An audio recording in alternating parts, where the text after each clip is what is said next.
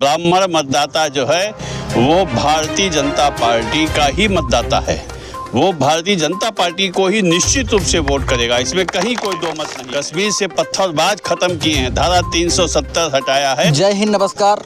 लोकसभा चुनाव के मद्देनजर रखते हुए सभी पार्टियों ने वोटरों को लुभाने के लिए अपनी पूरी प्रक्रिया चालू कर दी है। आज मोहम्मदी विधानसभा के तहत नगर पंचायत बरबर में भारतीय जनता पार्टी के लोकप्रिय विधायक द्वारा कार्यालय का उद्घाटन किया गया है।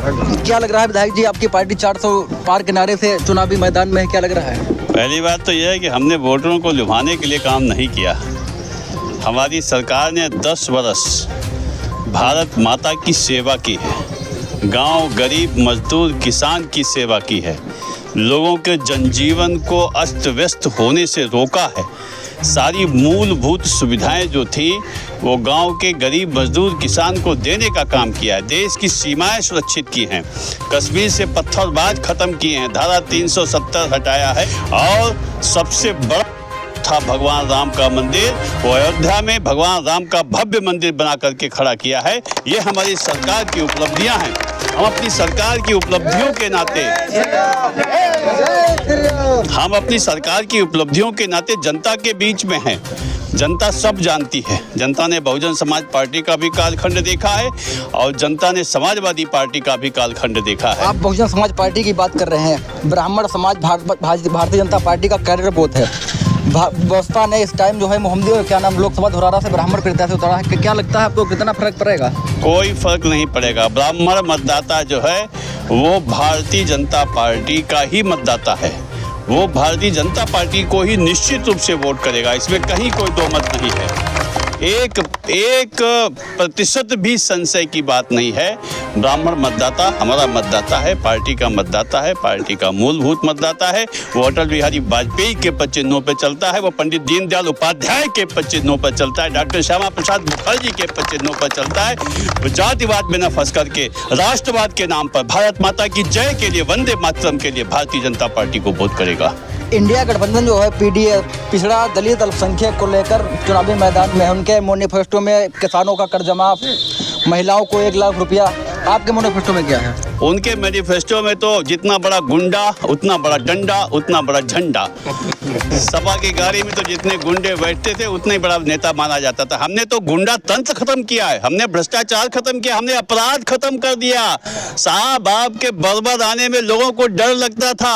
आज रात को 11 बजे भी हमारी बेटी बर्बर चली आती है स्कूटी पर बैठ करके, किसी शोहदे की हिम्मत नहीं है जो उसकी तरफ आंख उठा करके देख ले।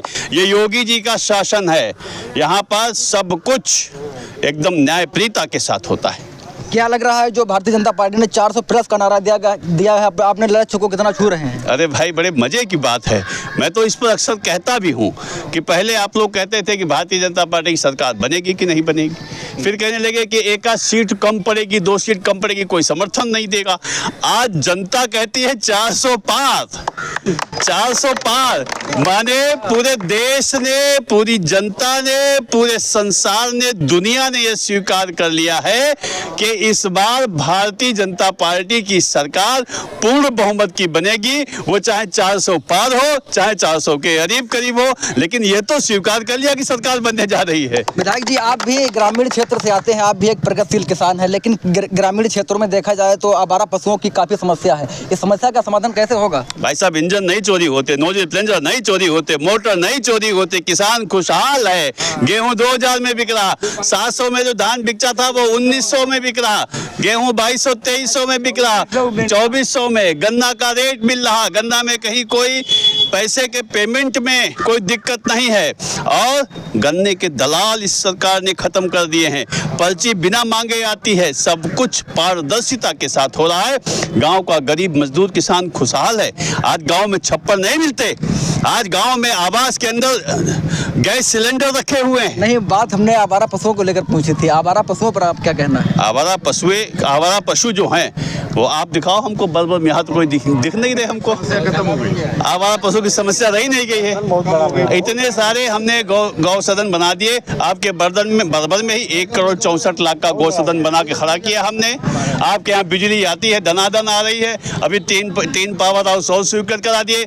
5 पिछली बार बनवाए थे, 3 और बना दिए, 5 3 8। 8 और 3 पहले से थे, 11 पावर हाउस और 1,32,000 का पावर हाउस पूरे उत्तर प्रदेश में किसी विधानसभा में अगर होगा तो वो मोहम्मदी विधानसभा में होगा।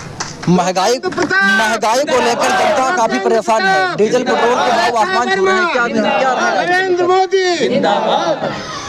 भाई मेरे यहाँ पे किसान लोग खड़े हैं ना, आप किसान हो, आप सही बताना, ट्यूबवेल का कनेक्शन जिनके पास है, क्या 1 लीटर डीजल 10 साल में खर्च हुआ सिंचाई में? नहीं खर्च हुआ, बताइए। नहीं खर्च, डीजल खर्चे नहीं होता है सिंचाई में। और बिजली के बिल सभी प्राइवेट ट्यूबवेल्स के माफ कर दिए गए।